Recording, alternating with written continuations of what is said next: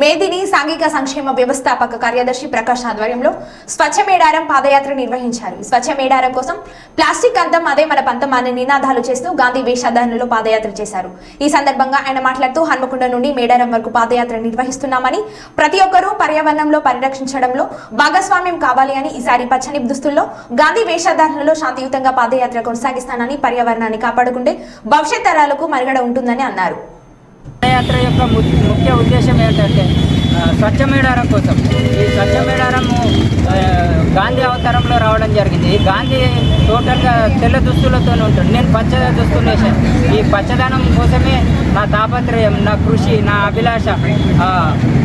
ఈ పచ్చదనం అనేది మనం కాపాడుకుంటేనే భవిష్యత్ తరాలకు ఒక మంచి విలువైన పర్యావరణాన్ని ఇవ్వగలుగుతాం. మనం ఆస్తిపాస్తులు కాదు, మన పిల్లలకు పిల్లలకి ఇవ్వాల్సింది.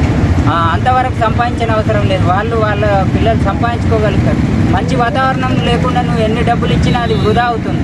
కాబట్టి మన అందరం కూడా చేయి కలుపుతాం. స్వచ్ఛమైన మేడారం కోసం పాటుపడతాం.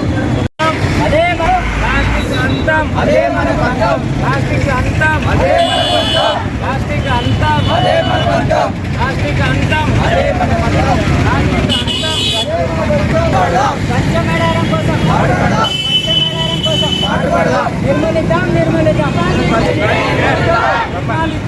నిర్మూలిద్దాం.